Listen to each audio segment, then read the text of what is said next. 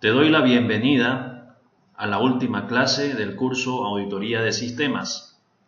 En esta oportunidad veremos distintas temáticas relacionadas con, por ejemplo, los estándares y las normas internacionales, aspectos de control interno vinculados con tecnología de la información. Así también veremos otros aspectos para que sean de conocimiento y de interés. Comencemos. En primera instancia, se tiene que tomar en cuenta que en el mundo de tecnología de la información existen lineamientos que se deben tomar en cuenta para las buenas prácticas. Así, por ejemplo, estamos hablando de los estándares. Ya en clases precedentes habíamos comentado que la ISO 27001 es el estándar de gestión para la seguridad de la información. Un estándar muy importante que enfatiza bastantes aspectos que tienen que ver con, entre comillas, gestión de seguridad de la información. Incluye aspectos, por ejemplo, de gestión de cambios a programas, controles de accesos, la gestión de riesgos, los recursos humanos, etc. Y es muy importante entender que de este estándar se tiene una serie de controles que en su forma idónea es importante que toda organización los considere como buenas prácticas. Lo que hacen algunas organizaciones es tomar estos lineamientos y obviamente adecuarlos a definiciones internas, llámese así, por ejemplo, políticas, procedimientos dentro de la organización, ¿sí?, para que internamente ya la organización empiece a operar conforme a las buenas prácticas. Es así, por ejemplo, que incluso reglamentos de gestión de seguridad de la información, que básicamente las reguladoras de entidades financieras tienen, se basan en estos estándares y es como que una extensión de lo indicado en estándares como la ISO 27001, por ejemplo. Aunque también hay otros, por ejemplo, marcos y estándares que pueden ser también de apoyo. Así, por ejemplo, estamos hablando de COVID. COVID también es muy importante para, por ejemplo, el gobierno de tecnología de la información.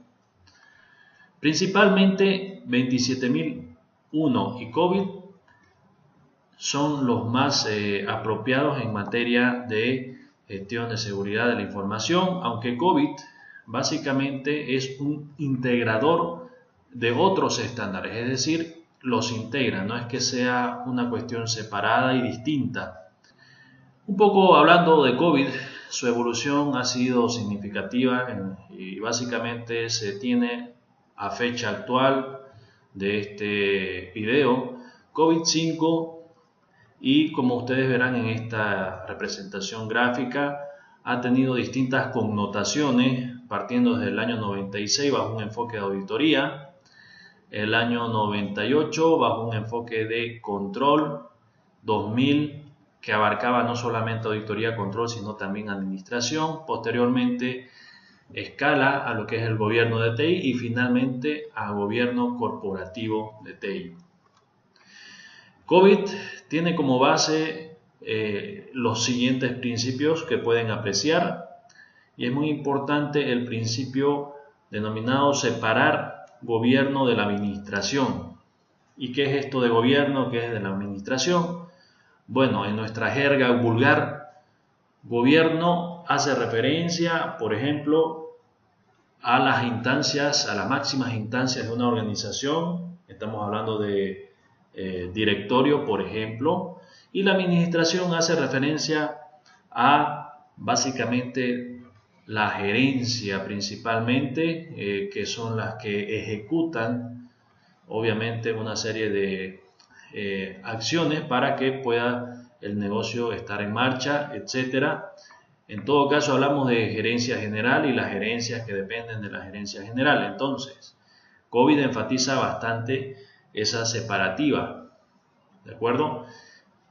hay que separar y segregar esos aspectos, no pueden mezclarse. Obviamente en la vida real nos encontramos con que, por ejemplo, hay organizaciones que esto lo tienen un poco mezclado. Vale decir, alguien del directorio puede básicamente tomar cierta atribución de ejecución.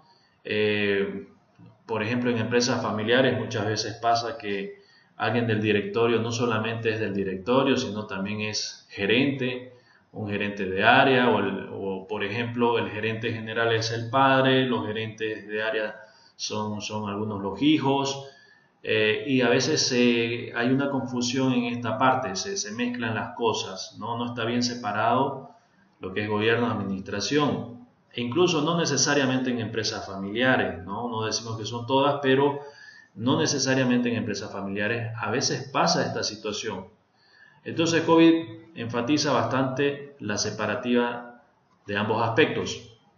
Otro de los principios obviamente es que esto cubre a toda la organización de forma integral, es decir, abarca no solamente, aquí hablamos del área de TI, obviamente conforma varios aspectos, varias unidades, varias áreas para que esto funcione. Otro principio es un enfoque básicamente holístico, satisface las necesidades de las partes interesadas y finalmente se habla de un marco integrado, es decir, nuevamente, COVID se puede integrar con otros estándares o con otras, por ejemplo, estamos hablando de la 27001, la ISO 31000, ¿de acuerdo? No es que sea una cuestión separada, sino que se puede integrar.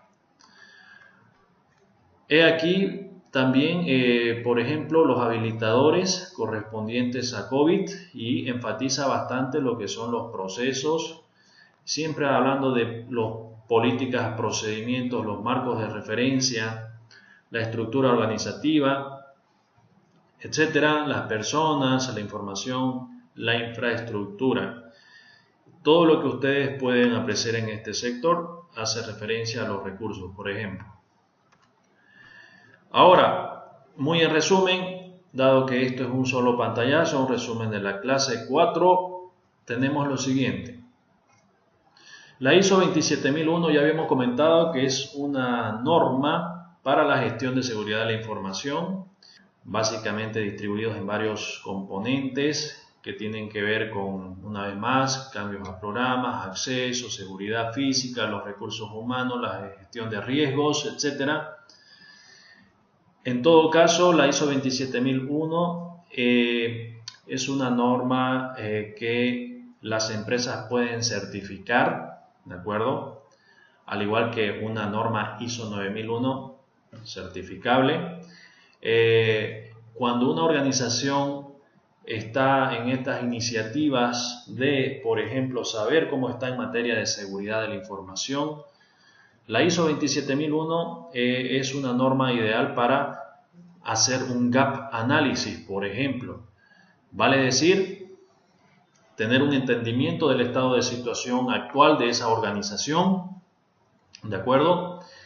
Y con base a eso, tener, por ejemplo, un plan de remediación, básicamente donde el diagnóstico realizado toma en cuenta todas las debilidades encontradas y también qué aspectos no están alineados con estos principios o estos 114 controles, mejor dicho, de la 27001.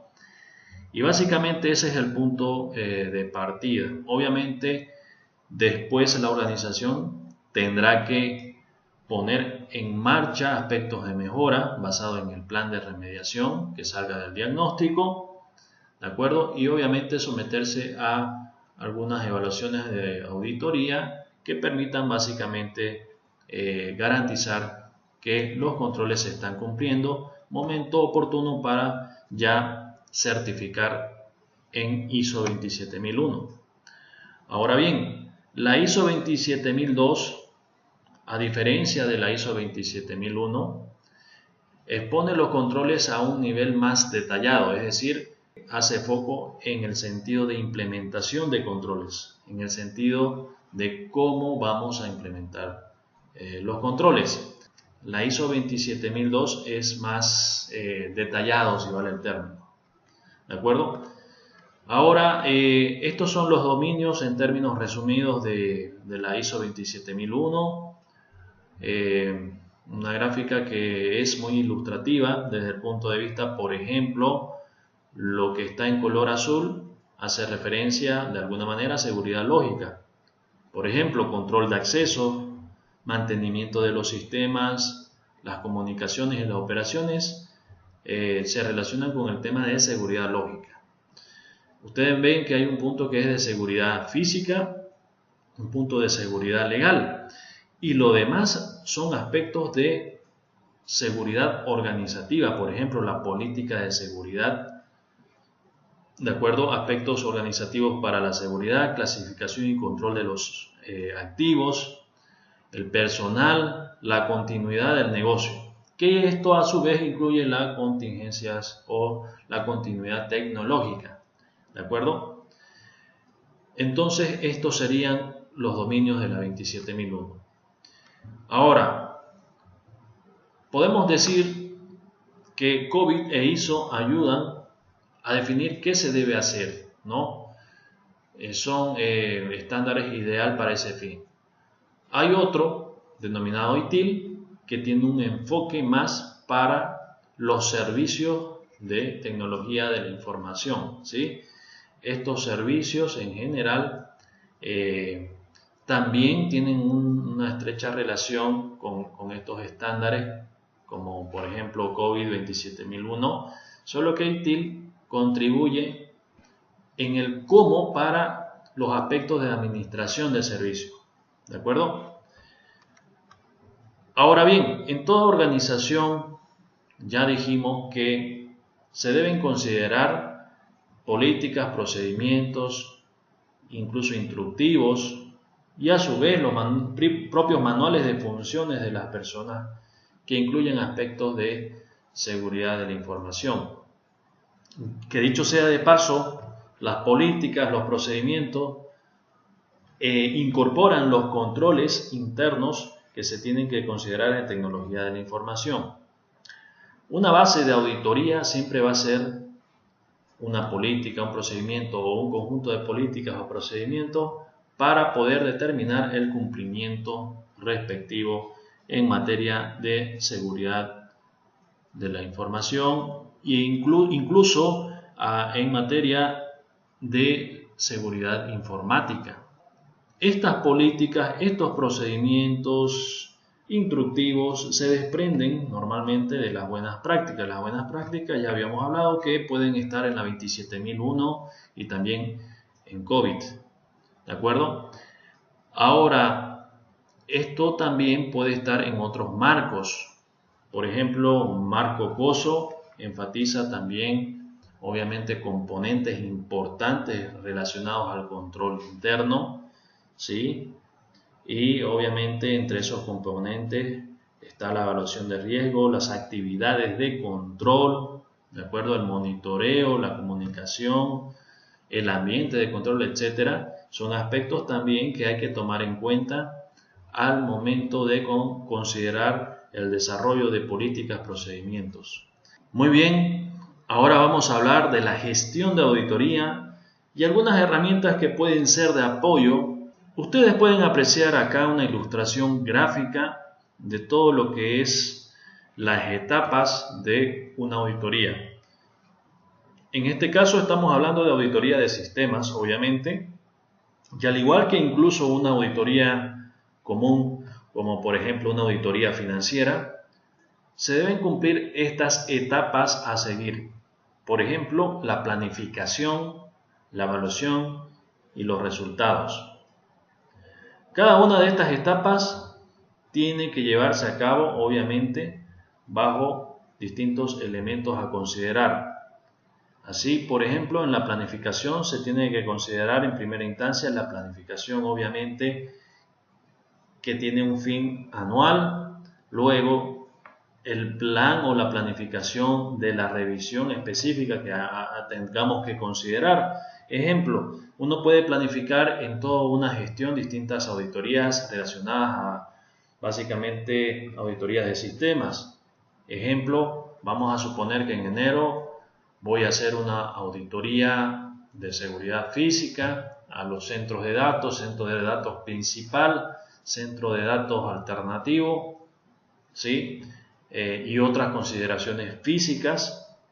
En febrero y marzo voy a hacer una auditoría, por ejemplo, de seguridad lógica aplicable a sistemas operativos, bases de datos. Por ejemplo, en abril-mayo podríamos considerar una auditoría basado, por ejemplo, en controles de aplicación. Luego puedo considerar una auditoría vinculado con el análisis de datos, ¿de acuerdo? Y así sucesivamente hasta cumplir todo lo que es el plan anual, ¿sí? Pero cuando ya empezamos a hacer la auditoría como tal, así por ejemplo, en enero habíamos dicho que podemos hacer la auditoría de seguridad física. Bueno, esa auditoría ya va a tener su propia planificación, donde ahí hablaremos de los recursos a emplear, las personas que participarían, los requerimientos que se tienen que tomar en cuenta, etcétera. Obviamente hay bastantes consideraciones a tomar en cuenta. En la evaluación ya supone lo que es el trabajo de campo, vale decir, obtención de evidencias que pueden ser digital o física según lo que yo esté obviamente evaluando. Así por ejemplo, en la auditoría que habíamos comentado en el ámbito de seguridad lógica, obviamente nos basaremos en la información obtenida de los sistemas operativos, como los servidores de base de datos, la aplicación, servidor de dominio, la propia base de datos, ¿de acuerdo? O bases de datos, porque pueden haber más de una, ¿de acuerdo? Y eso se tiene que realizar ya como tal, apoyado de un plan de trabajo específico y técnico, según fuere el sistema operativo, según fuere la base de datos o incluso la misma aplicación. No nos olvidemos que en este trabajo de campo nos basamos en básicamente planes técnicos de trabajo, hablando de seguridad lógica para estos sistemas operativos y bases de datos y aplicaciones, ¿sí? Obviamente todo terminará con un informe. Cada auditoría específica vinculada a sistemas terminará con un respectivo informe. Esto desde una óptica obviamente de un auditor de sistemas normalmente sigue este circuito: la planificación de la auditoría, el trabajo de campo o evaluación y la entrega de los resultados. Esa entrega de resultados obviamente contendrá los hallazgos encontrados en ese trabajo de campo, y esos hallazgos obviamente se expondrán y mostrarán también lo que son las recomendaciones, lo que son también incluso el riesgo asociado, etcétera. Incluso aquí se puede utilizar, ¿de acuerdo?, lo que habíamos hablado en algún momento determinado sobre el análisis y evaluación de riesgos, ¿de acuerdo? E incluso tener una pequeña matriz de riesgos concernientes a esos resultados. Porque seamos sinceros, en una revisión específica sabemos bien que pueden haber muchísimas observaciones encontradas, pero no todas son de una prioridad en el sentido de que son observaciones críticas. Entonces tenemos que saber básicamente clasificar, y aquí es que aparece lo que es el tema de gestión de riesgos, principalmente en estos aspectos que tienen que ver con la identificación, con el análisis y evaluación de los riesgos, y obviamente el informe final de auditoría debería contemplar básicamente el riesgo asociado, ¿de acuerdo? Y además esto se tiene que entregar o hacer conocer a las instancias afectadas para que también puedan encaminarse aspectos de subsanación inmediata. Lo que ocurre también con estas prácticas es que el informe, antes de finalizar en cuanto a su versión, es obviamente discutido. En este informe también están los comentarios de la instancia auditada, ¿de acuerdo? También se pueden definir fechas de subsanación de acuerdo obviamente a la criticidad de cada hallazgo, y obviamente esto ya se cierra como un informe final cuando ya tiene todos esos elementos, incluso una definición de discusión del propio informe. Es ahí donde se puede generar ya la versión final. Aquí en la planificación hay una serie de elementos que se pueden tomar en cuenta, por ejemplo, cuando básicamente se está iniciando desde cero las cosas. Por ejemplo, lo que es la toma de contacto con los actores involucrados. Si no conocemos nada del área de TI, tenemos que entender cuál es la complejidad de TI. Esto tiene que ver obviamente con la infraestructura, con la parte organizativa, los procesos, etcétera. Entender los procesos claves, y como ustedes pueden apreciar, algunas pautas se expresan en la diapositiva, ¿de acuerdo? Son consideraciones a tener en cuenta. En la planificación tenemos que tener ya listos nuestros planes de trabajo, ya sean estos técnicos, por ejemplo, de sistemas operativos, base de datos. Obviamente, cuando ya empecemos a utilizar estos planes de trabajo, eso ya tiene que estar disponible. No puede ser que recién nos pongamos a la creación de los planes de trabajo. Esto tiene que estar anticipadamente. Por otra parte, disponer de cuestionarios que sean al caso, plantillas requeridas al caso, incluso de acuerdo al entendimiento de la complejidad de TI ya podemos considerar algunos controles que pueden ser de aplicación, etc. La planificación también supone hacer requerimientos iniciales de información, básicamente a la instancia correspondiente para apoyar a esa planificación y obviamente tener mejor delimitación de los alcances. Bien, el otro punto es, como habíamos dicho, la evaluación. También podemos hablar del diagnóstico como tal, o también incluso podemos hablar del trabajo de campo, que es donde básicamente ya se empieza a trabajar. Ya lo habíamos hablado. Aquí empieza ya el trabajo de campo, donde recolectamos básicamente las evidencias a lo que concierne todos los aspectos de la revisión. Según fuera el caso, puede ser sistema operativo, base de datos, controles de aplicación. Podemos hacer análisis de datos a través de técnicas de auditoría asistida por computadora, utilizando algún software en particular, ¿de acuerdo? Tenemos que también ver aspectos de exigencias externas, ¿de acuerdo? Cumplimiento. Aquí pueden haber requerimientos complementarios, definitivamente, ¿de acuerdo? Porque hicimos un primer requerimiento para empaparnos del estado de situación y hacer una adecuada planificación, pero ya en el trabajo de campo pueden haber una serie de requerimientos para ya obtención de evidencias, etc. Estos aspectos se tienen que considerar en esa etapa, y obviamente aquí cuando ya empezamos a identificar las observaciones, tenemos conclusiones preliminares sobre el informe final. Puede que en algún momento hayamos observado algo, pero dándole una nueva revisión encontramos que habían unos controles compensatorios, por ejemplo. Por lo tanto, lo que pensábamos que iba a ser observación no es observación, ya termina descartándose. Entonces es muy importante ver los hallazgos preliminares que se tengan y darle una nueva revisión.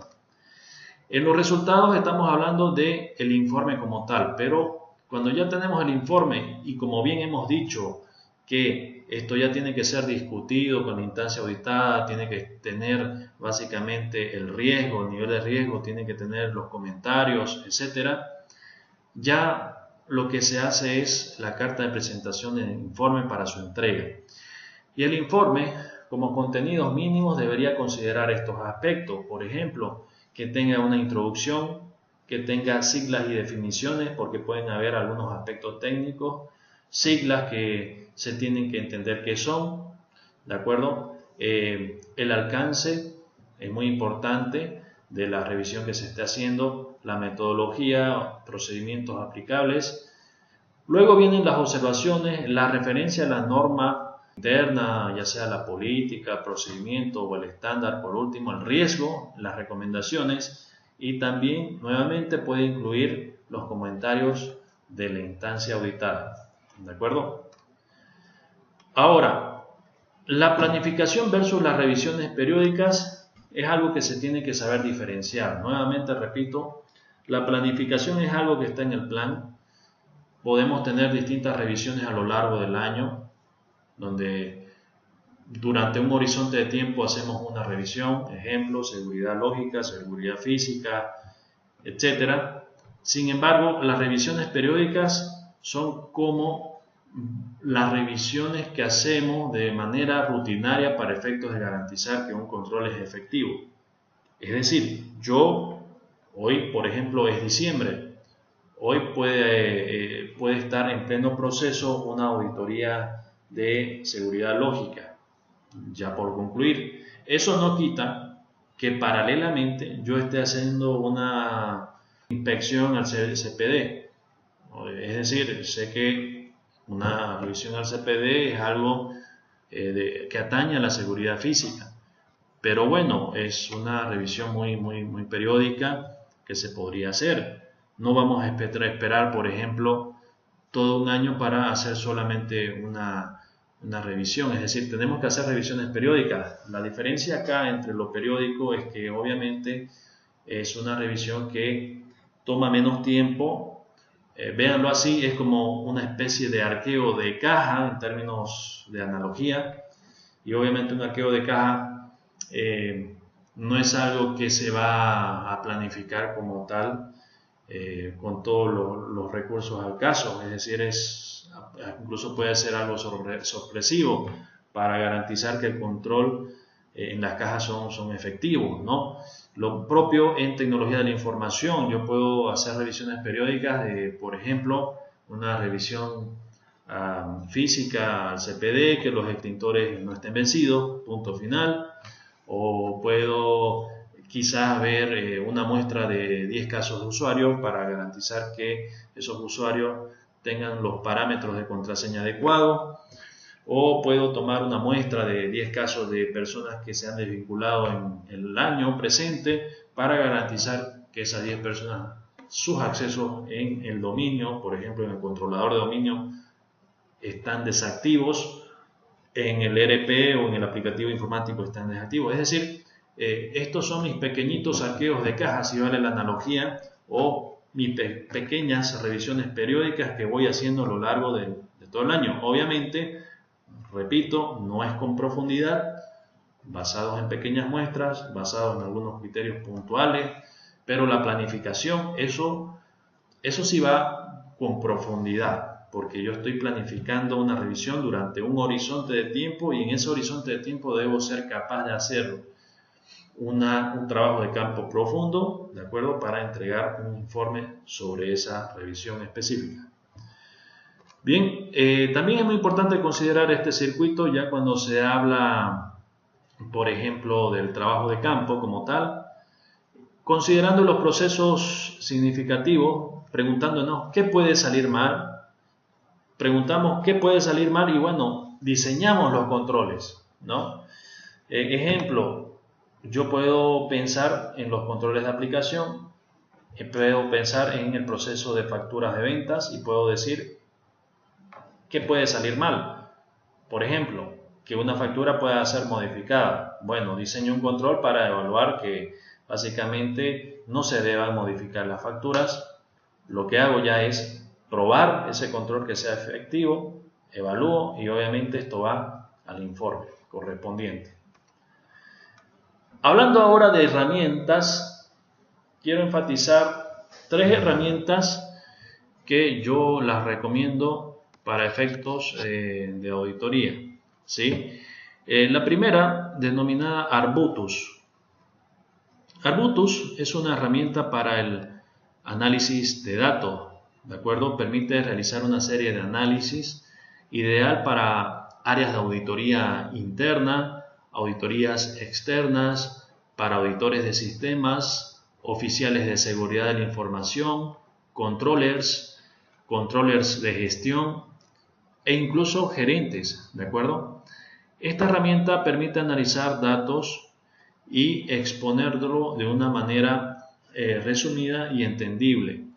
Permite obtener muestras, permite realizar una serie de operaciones, como por ejemplo sumarizaciones, extracciones, básicamente podemos hacer recálculos de información, así por ejemplo podemos recalcular los ingresos por ventas generados por una aplicación informática para determinar que lo que hace el sistema es correcto, o para incluso detectar operaciones fraudulentas. Podemos recalcular, por ejemplo, interés de un DPF. Podemos hacer análisis, por ejemplo, de saldos contables. Podremos también hacer lo que se conoce como pruebas de asientos contables o journal entries. Es decir, se puede hacer una serie de cosas, una infinidad de cosas, y esto depende mucho de la imaginación de cada operador de este software, ¿de acuerdo? Es para el análisis de datos. Este software permitirá también, por ejemplo, la automatización. La automatización, que es clave para el proceso. Vale decir, todas aquellas tareas que posiblemente realice un auditor se pueden automatizar y pueden salir muy rápidamente al clic, y se puede repetir día tras día la misma operación. El software se alimenta de información, de datos que pueden provenir, por ejemplo, de archivos que se pueden importar a la herramienta. Por una parte, soporta distintos archivos, pueden ser TXT, Excel, etcétera, incluso hasta PDF, incluso archivos de base de datos. Y la otra forma es conexión directa a la base de datos. Se puede conectar directamente a la base de datos y analizar la información directo y en vivo. Obviamente la herramienta no permite la manipulación, modificación de los datos, no modificará ningún dato. Es un software ideal para auditoría, para el control de gestión, para el análisis de datos como tal. ¿De acuerdo? De hecho, aquí ustedes pueden apreciar un procedimiento, un proceso de análisis de datos a seguir, que lo habíamos hablado, que consiste en la planificación de lo que queremos hacer, la obtención de los datos, el acceso a los datos, validar que esos datos sean básicamente íntegros, confiables. Luego el punto 4 hace referencia ya al uso de la herramienta, donde se analiza la información, y finalmente viene la entrega de los resultados. ¿De acuerdo? La otra herramienta que es muy utilizado también, importante mencionar, el software Audita. Audita es un software para áreas de auditoría interna. Este software me permite llevar a cabo como tal la gestión de auditoría como tal, desde la planificación hasta la entrega básicamente del informe. Incluso la entrega del informe se puede generar de una manera automatizada. La herramienta permite cargar la planificación, permite cargar, por ejemplo, los controles correspondientes a realizar en auditoría, permite colgar todo tipo de evidencia, constancias, archivos, PDF, Word, etcétera, PowerPoint, lo que fuera, como papel de trabajo. Permite básicamente determinar si ese control es efectivo o no. Puede asociar incluso el riesgo correspondiente al hallazgo encontrado, ¿de acuerdo? Basándose en los criterios de, obviamente, gestión de riesgos. Permite incluso que el auditado pueda responderle la observación de una manera mediante software.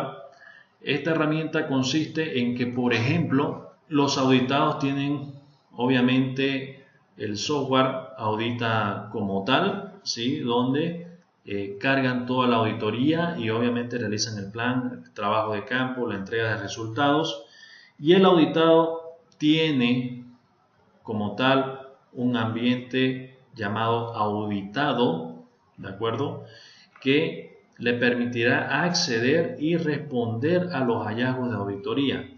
Todo esto se concentra obviamente en la base de datos correspondientes de Audita y permitirá generar de manera automática el informe como tal. Los pasos que sigue Audita son todos estos, por ejemplo, son las etapas, muy similar a la etapa de gestión de auditoría clásico. De todas maneras, incorpora, por ejemplo, en estos componentes la planificación de auditoría, que es la planificación, podría ser anual. La planificación del trabajo ya específico de auditoría, ya viene la ejecución y el informe. Incluye el aspecto de seguimiento, que es lo que habíamos hablado, donde obviamente también se tiene que dar subsanación a los hallazgos. Si el auditado no ha respondido, por ejemplo, a la subsanación de los hallazgos, los reportes indicarán ello. Hay reportes que dicen qué observación se ha subsanado, pendientes de subsanación, ¿de acuerdo? Información muy importante. El auditado responde, obviamente, a cada hallazgo mostrando evidencias de subsanación. Para eso es el seguimiento. Y con base a eso, obviamente, el hallazgo puede levantarse y se puede básicamente considerar que el hallazgo está subsanado. Los reportes se actualizarán. Y es muy interesante, por ejemplo, para determinar la cantidad de hallazgos que hay en cada trabajo, los que son críticos, los que están pendientes de subsanación, etc. En cuanto al software Makor, ¿sí? Makor es un software que tiene varios componentes. Por ejemplo, tiene todos estos módulos, la gestión documental. Normalmente toda organización tiene una intranet y en esa intranet se colocan todos los procedimientos, las políticas, los manuales de funciones, los instructivos. Este software permite la gestión documental de las organizaciones. Sin embargo, algo muy importante es que este software, además de ello, supone la gestión de riesgos y la gestión de eventos. Esto es muy importante. ¿Por qué? Porque si ocurre, por ejemplo, un evento que afecta la seguridad de la información, etcétera, puede básicamente registrarse ese evento, asociarse al riesgo y dar un tratamiento al riesgo. Es decir, este software incorpora básicamente los conceptos asociados a la ISO 31000 de gestión de riesgos. Incluye aspectos que tienen vinculación con los estándares, ¿de acuerdo? Permite identificar, evaluar, analizar y evaluar los riesgos, así como también dar su tratamiento al riesgo hasta su sanación. Incluso puede ser utilizado como una forma de auditoría basado en riesgos, donde obviamente yo registro los hallazgos, asocio el riesgo y obviamente tengo que darle un tratamiento, tengo fechas para eso, etcétera. Y obviamente dispone de todo un tablero de control para poder monitorear básicamente aquello que es crítico, lo que no es tan crítico y lo que es básicamente muy bajo en su criticidad. Incluye obviamente la matriz de riesgo como tal de una forma gráfica que se puede básicamente analizar de una manera amigable. Este software está siendo utilizado a nivel internacional, ¿de acuerdo? En el país también ya varias entidades, organizaciones están utilizándolo, incluso de acuerdo a lo que pide ente regulador correspondiente, según fuere cada país. se pide algunos reportes. El software permite el desarrollo de los reportes requeridos por el ente regulador. Este software está tomando bastante fuerza, incluso a nivel internacional, y obviamente el software permite gestionar los riesgos como tal, y no solamente en aspectos de tecnología de la información, sino también en otros aspectos que tienen que ver con riesgos integral, es decir, gestión de riesgo integral, es decir, que puede ser desde el punto de vista operacional, crediticio, financiero, puede ser de tecnología de la información, etc. Y obviamente se puede parametrizar según cada ámbito. Muy importante repasar lo que en algún momento hablamos de gestión de riesgos, y es que cada organización tiene su propia definición, su propia metodología. El software permite adaptarse a cualquier metodología, de acuerdo, de riesgos. Vale decir, no necesariamente una organización tiene la misma metodología de riesgo que otra. Algunos pueden considerar, por ejemplo, la probabilidad y el impacto y el riesgo en aspectos desde el punto de vista, por ejemplo, de alto, medio y bajo. Algunos pueden considerar otro esquema. Eso ya depende de cada organización. Lo importante es que el software soporta las metodologías al caso, le da un enfoque amigable al usuario para gestionar los riesgos.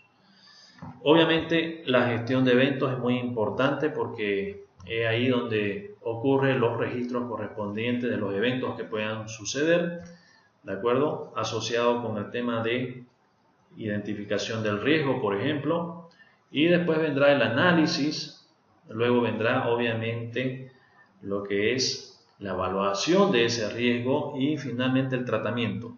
Todo eso está contemplado con esto. Y una vez más se vincula también con la gestión documental y tiene coherencia porque la gestión documental significa que todos los controles internos, ya sea incluidos los controles de tecnología de la información, se puede de alguna manera vincular en las políticas, procedimientos que estarán en este software. Ahora, no necesariamente todos estos módulos pueden ser implementables, es decir, se puede desestimar gestión documental y apuntar a gestión de eventos y riesgos, que son los más utilizados, por ejemplo. ¿De acuerdo? Bien, básicamente ese sería el resumen en cuanto a herramientas. Es muy importante entender que estas herramientas ya toman de alguna manera cierto uso local.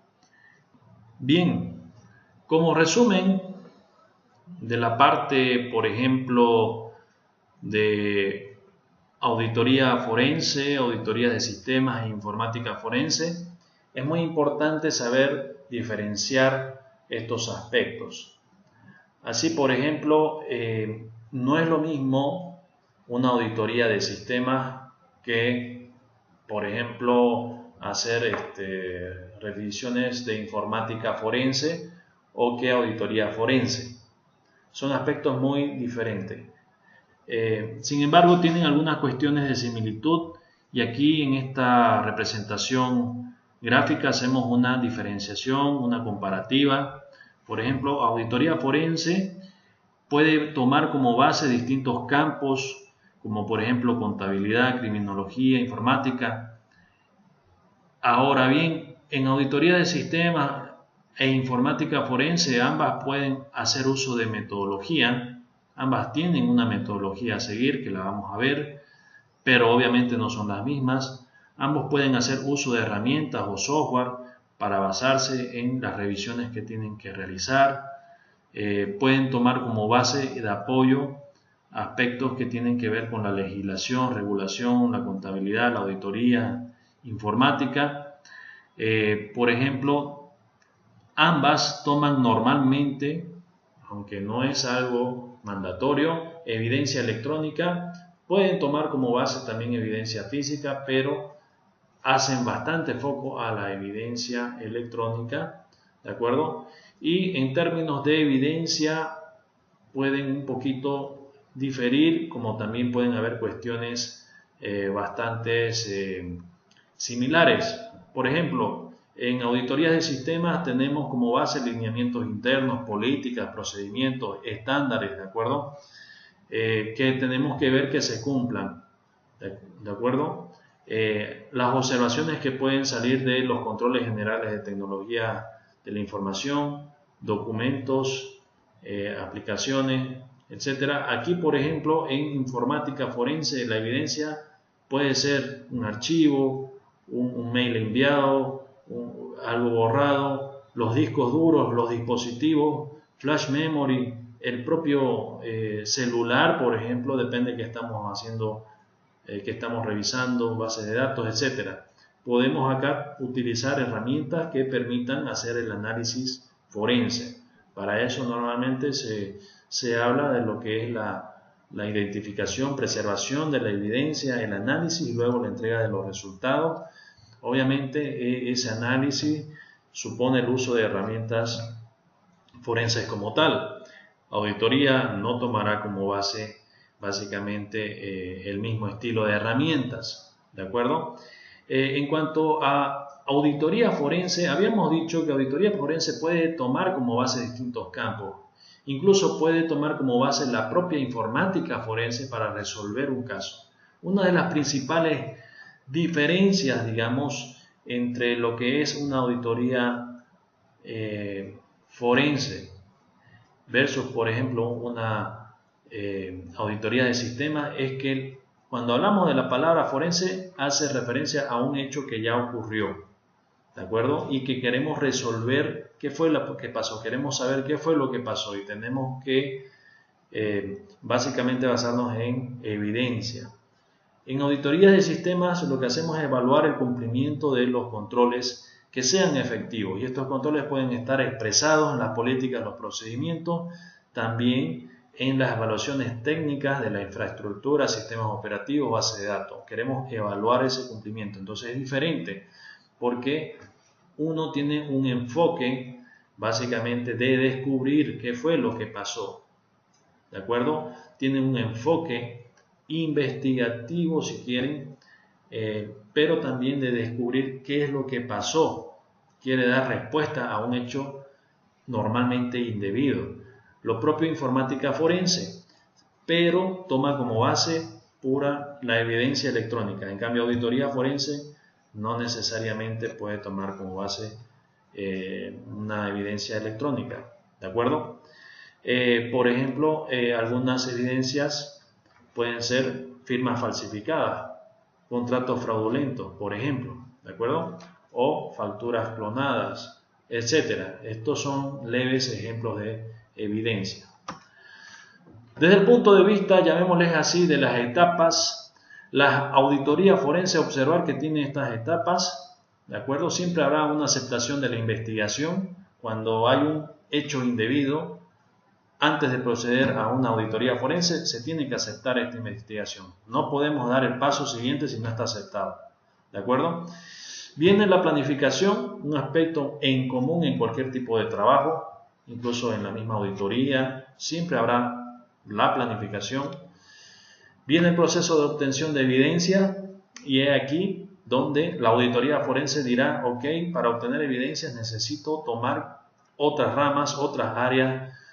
Bueno, me puedo apoyar, por ejemplo, en la tecnología, puedo apoyarme en otras ramas como, por ejemplo, criminología, contabilidad o la misma informática forense. Bueno, obtención de evidencias, luego viene la entrega del informe a través del reporte como tal. Y aquí muy importante considerar que el siguiente paso final es el proceso legal como tal. ¿De acuerdo?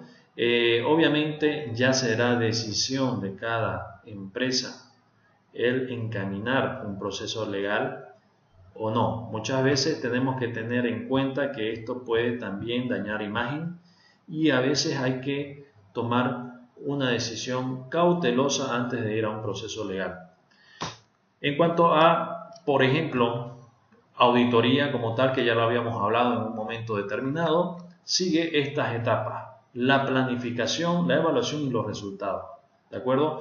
Pero el espíritu de la auditoría, y en este caso de auditoría de sistemas no es de descubrir qué fue lo que pasó, no se enfoca en que hubo un hecho malintencionado, un hecho indebido y queremos ver evidencia que pueda lanzar como que culpables al caso. No funciona tanto así, ¿de acuerdo? Es decir, aquí lo que estamos haciendo es evaluar controles, y esos controles queremos determinar si se cumplen o no, si son efectivos, y nos basamos en estándares, nos basamos en políticas, procedimientos. Entonces es diferente el enfoque.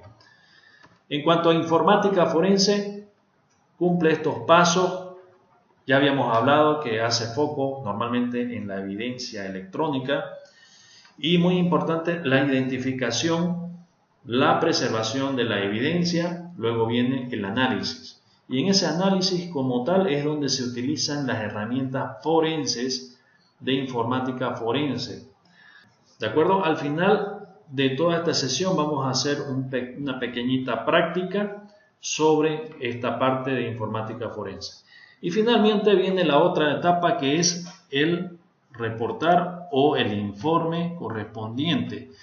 Si quieren, si esto tiene que ir a un proceso legal, ya será dependiendo de la organización o no. En este caso, en esa parte puede tener similitud con auditoría forense como tal. ¿De acuerdo? Bien, espero que haya quedado un poquito clara las diferencias entre auditoría forense, la auditoría como tal y también informática forense. Bien, ahora lo que vamos a hacer es una pequeña práctica de informática forense, para lo cual vamos a considerar el siguiente escenario. Supongamos que dentro de una organización una persona ha robado información a partir de un flash memory.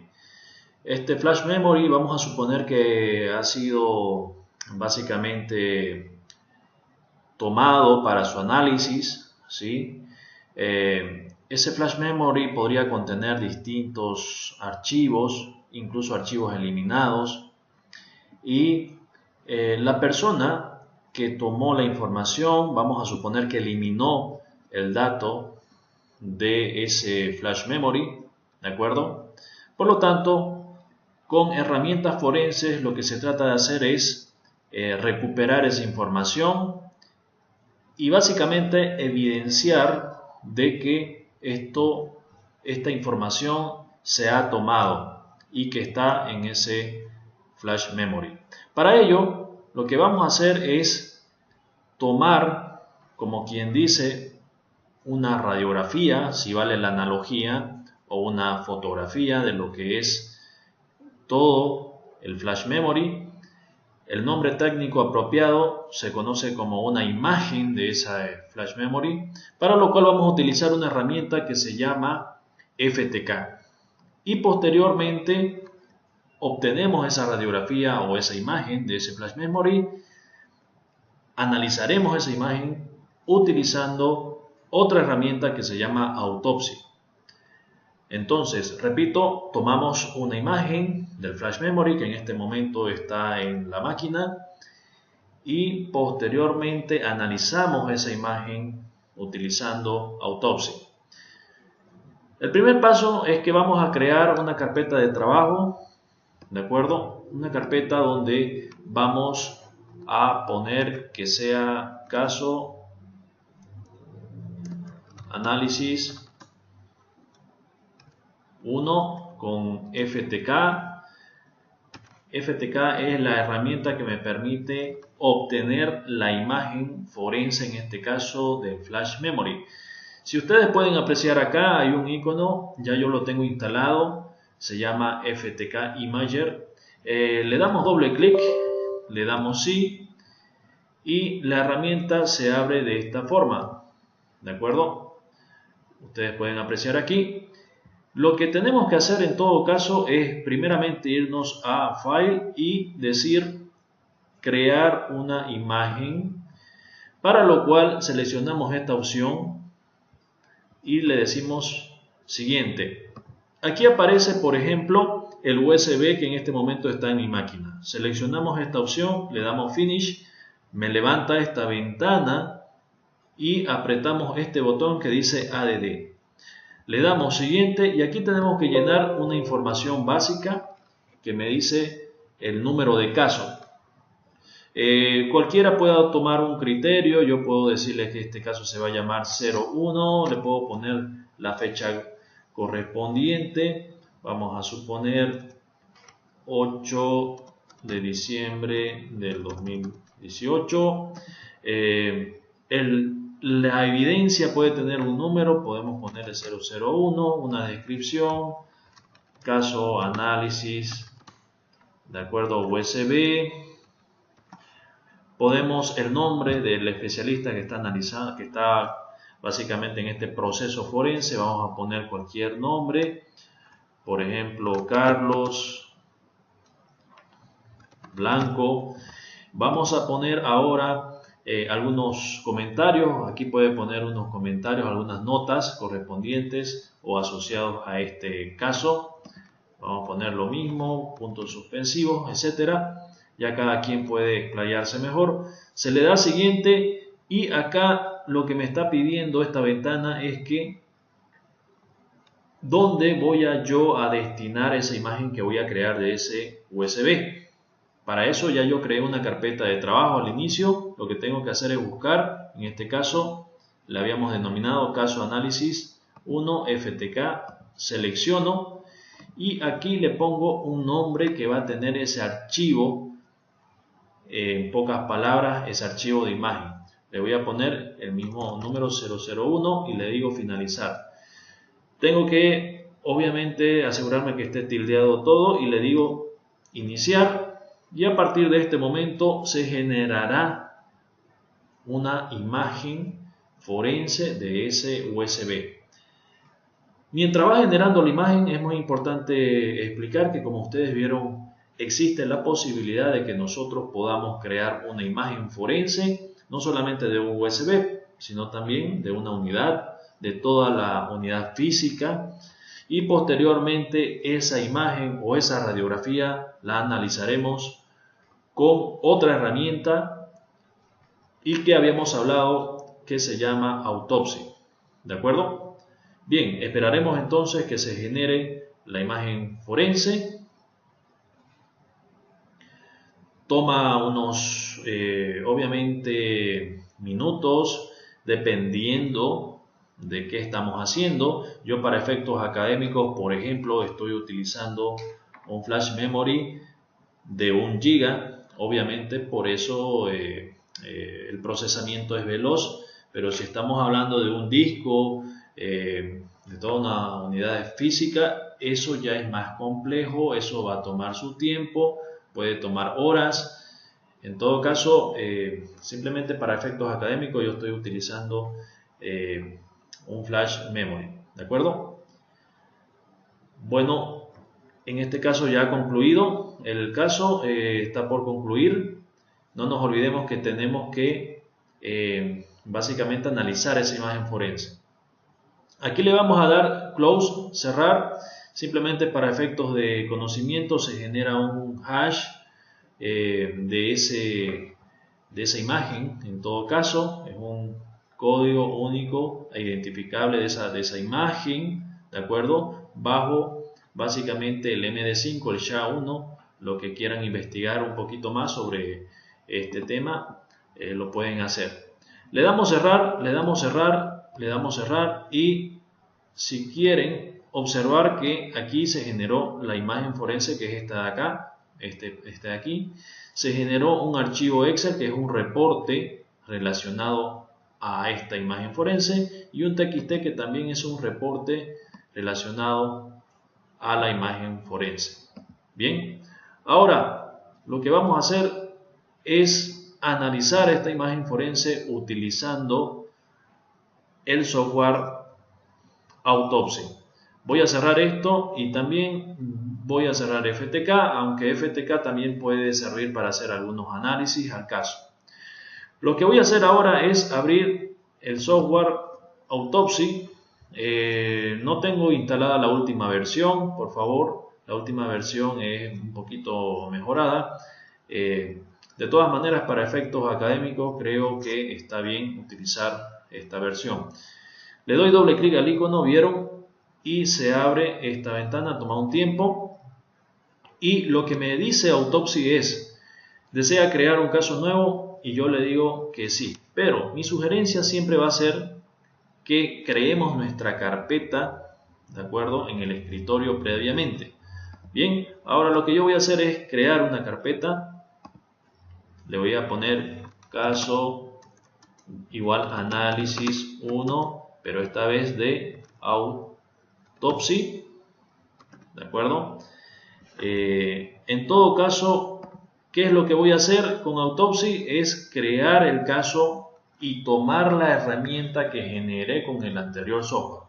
Le doy crear, en esta opción de crear, le pongo un nombre, caso 01, ubico la carpeta que he creado, que en este caso se llama caso análisis de Autopsy, selecciono, le doy siguiente, le pongo el número de caso 01, si quieren, el nombre, en este caso se llamaba Carlos Blanco para los efectos del ejemplo, le damos finalizar y a continuación lo que va a hacer Autopsy es decirme, quiero que me des la imagen que voy a analizar, y para eso se va a desplegar una ventana donde yo tengo que especificar la ruta donde está la imagen que saqué del flash memory.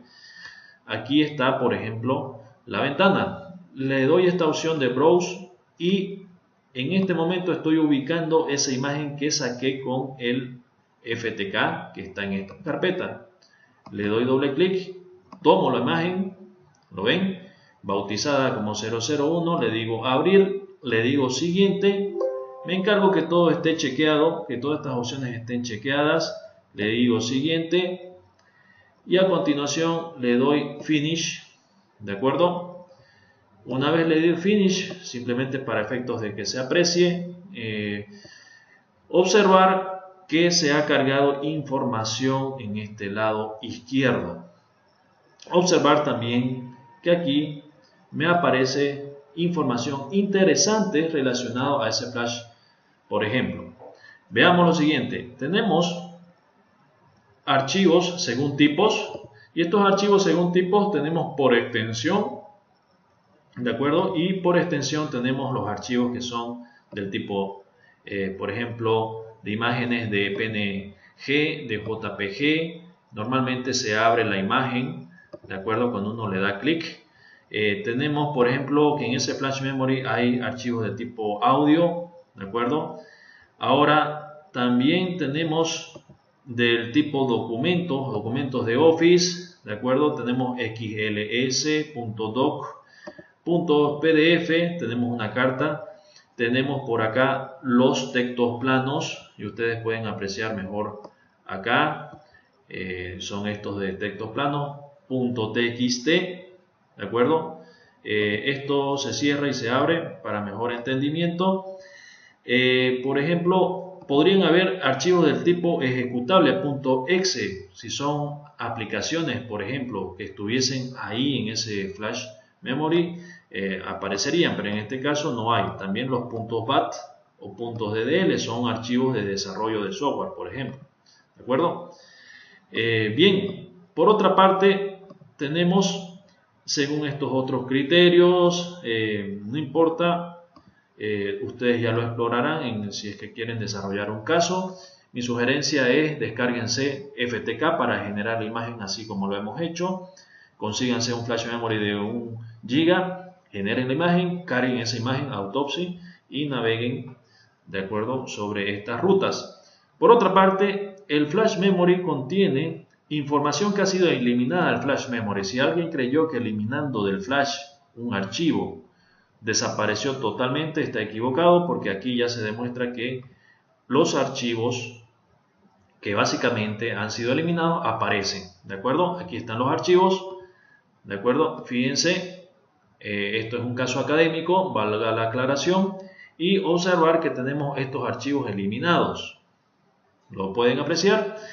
Y si yo quiero recuperar un archivo eliminado, solo basta con, por ejemplo, simplemente restablecer, llamémosles así, o recuperar este archivo. Para eso le doy clic derecho y le digo extraer file.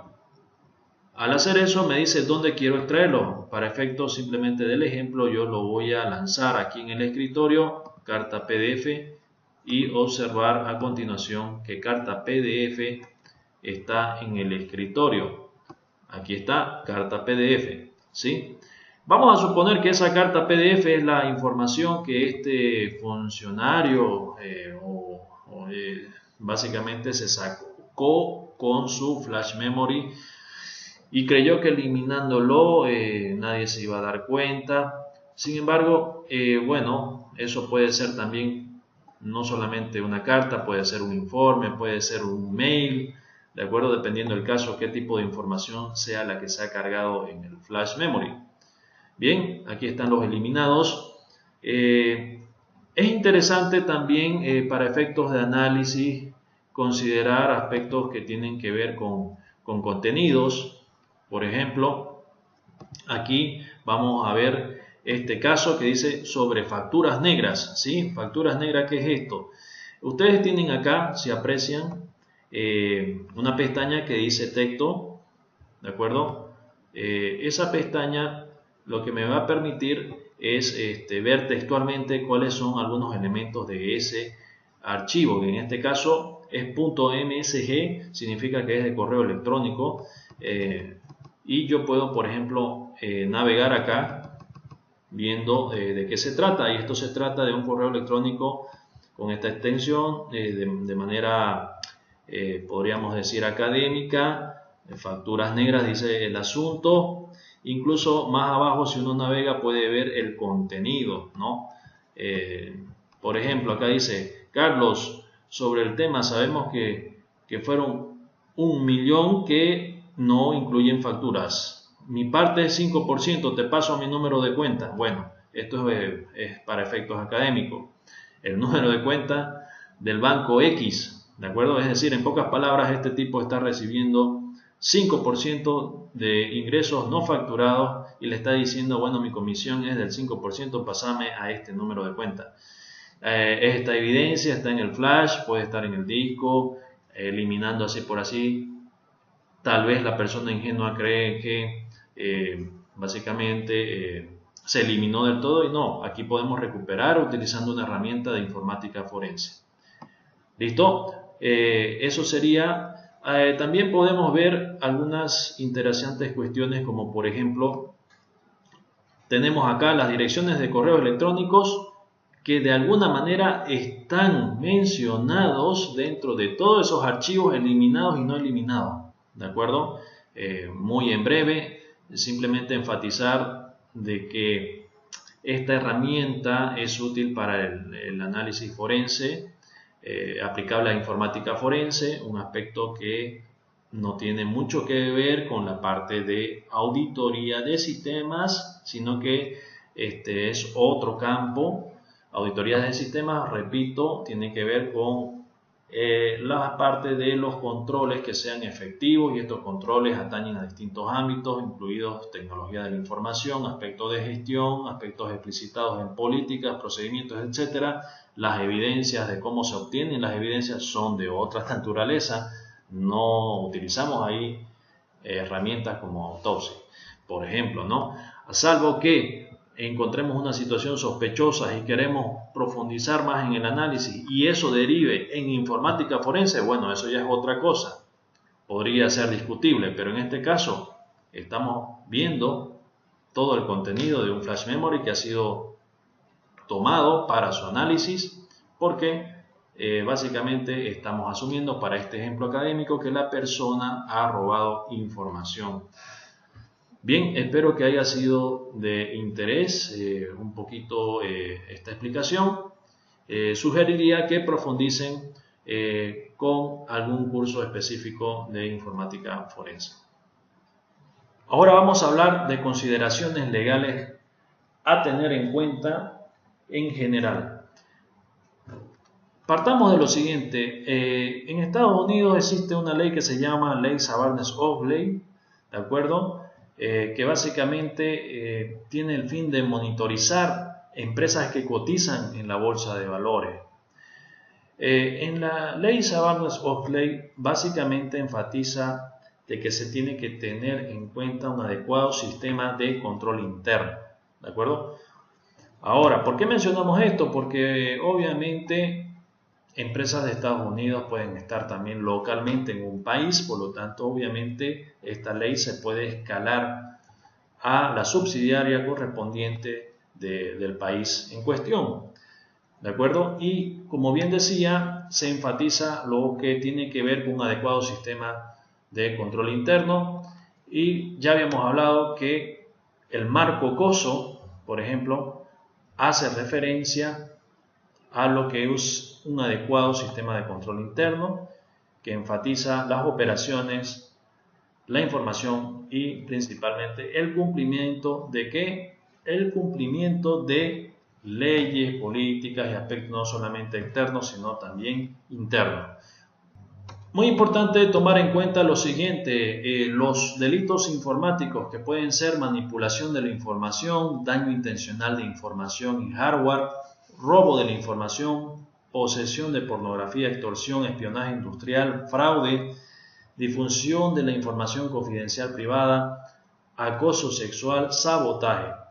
Según la ONU, se puede considerar fraude por manipulación informática, falsificaciones informáticas, daños o modificaciones de programas o datos informáticos, accesos no autorizados, reproducción no autorizada de programas informáticos con derechos de autor.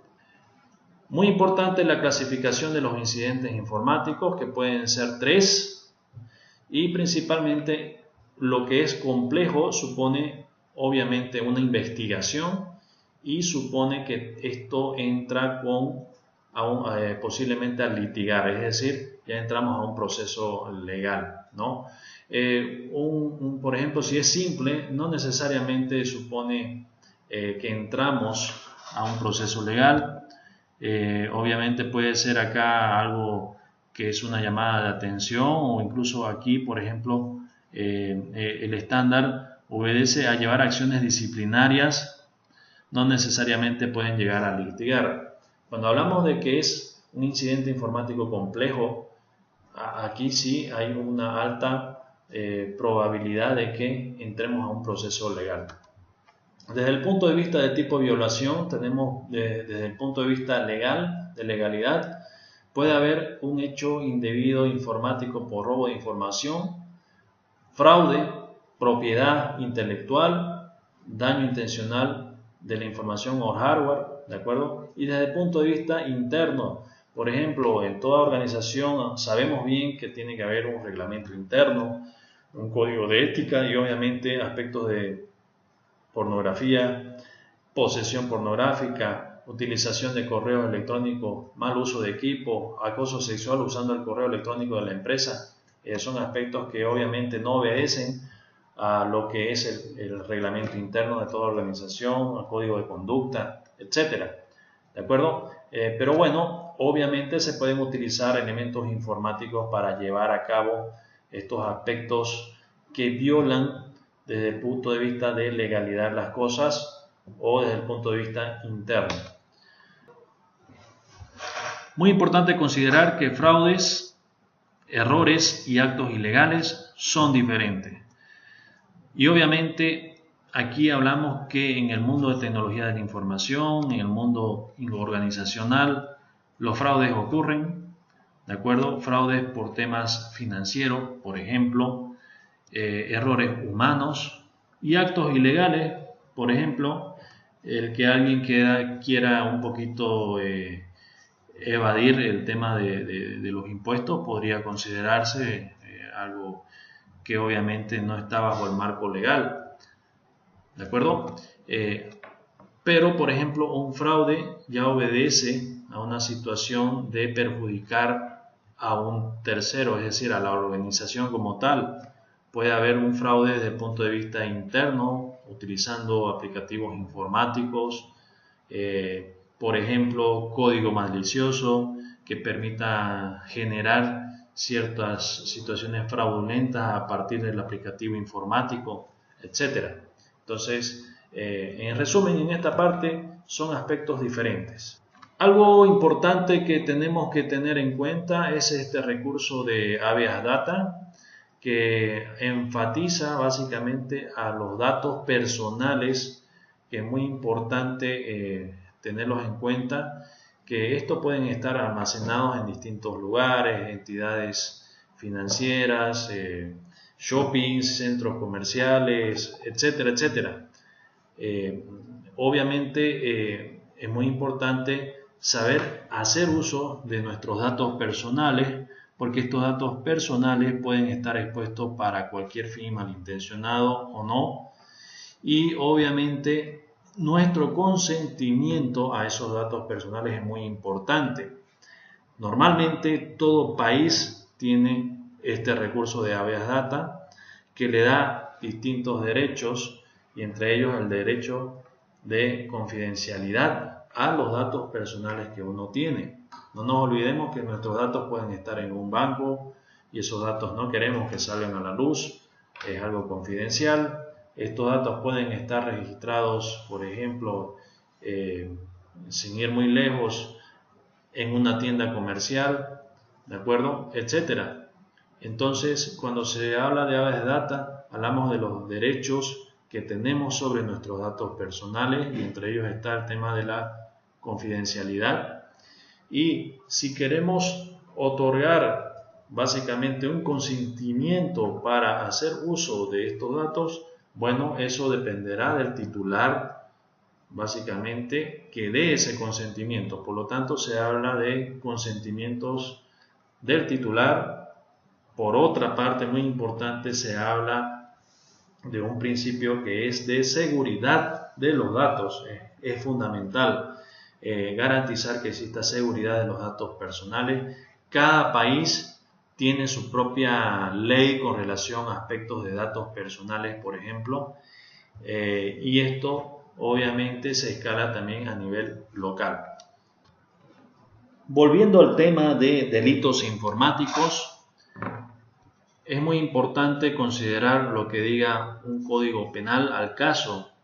Por ejemplo, en el Código Penal hace referencia a leves aspectos que tienen que ver, por ejemplo, con la manipulación informática, ¿de acuerdo? Por ejemplo, de obtener un beneficio, ¿de acuerdo?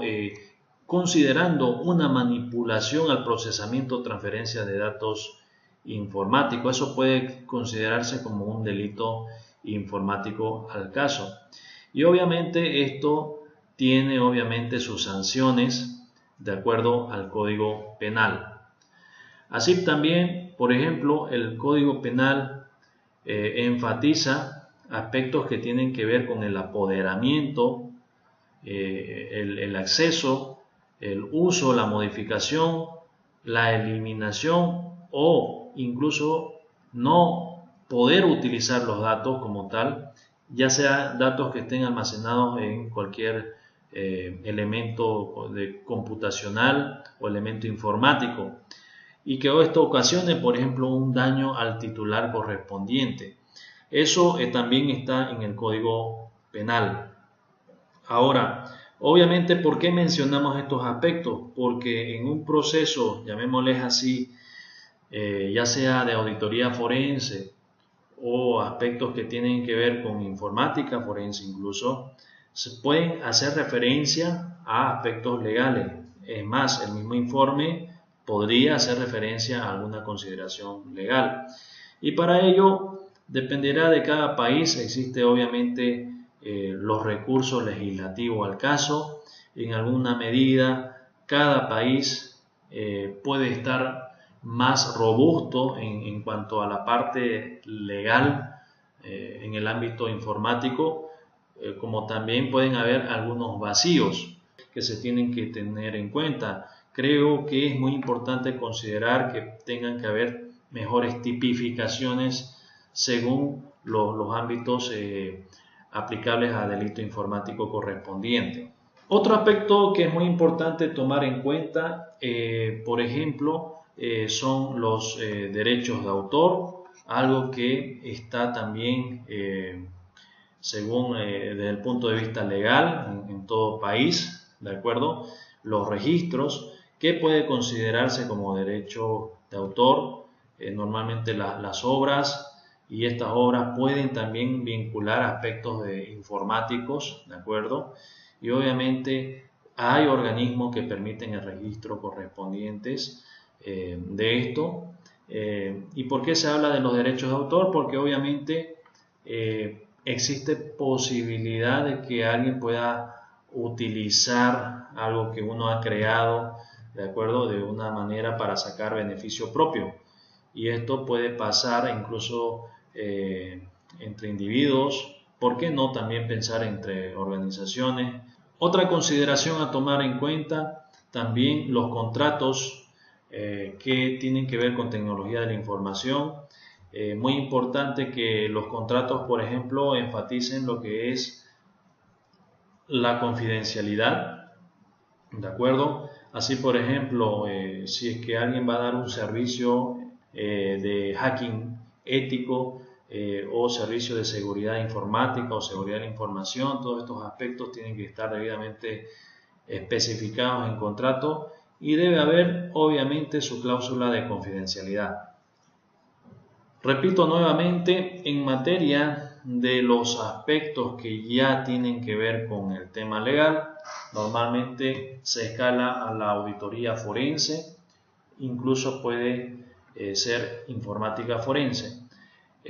Cada país tiene sus propias reglas, normalmente en leyes, en decretos, ¿de acuerdo? El hecho está en que posiblemente cada país tenga más evolución o no sobre estas cosas, y una vez más las tipificaciones en aspectos podríamos decir pormenorizados son fundamentales.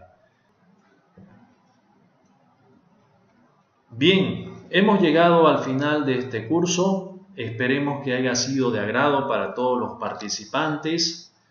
Les dejo mis datos para cualquier consulta, consideración al caso, me puedan llamar. Algunas personas nos han preguntado si va a haber otros tipos de cursos. La respuesta es sí. Nosotros estamos constantemente lanzando distintos tipos de cursos, incluso incursionando también a cursos virtuales. Por ejemplo, prontamente estaremos viendo cursos como por ejemplo de auditoría forense, informática forense, cursos de control interno, cursos de auditoría en general, auditoría interna, curso de oficial de seguridad de la información, etc. Y estos cursos, sin lugar a dudas, también haremos conocer a las personas interesadas, y cualquier otra consideración, por favor, que no haya dudas de poder contactarme. Hemos hablado de distintas herramientas, como por ejemplo herramientas para el análisis de datos con un software correspondiente. Pueden llamarme, por ejemplo, para este software. Si es que alguien tiene algún interés, podamos hacer una demo presentación en la empresa donde obviamente trabaja, y podemos obviamente hablar sobre algunas bondades adicionales del software. Así también podemos básicamente hablar sobre el software de gestión de riesgos y también el software de auditoría. Sin lugar a dudas, seguramente nos veremos en una próxima oportunidad. Hasta aquí me despido y nos vemos pronto.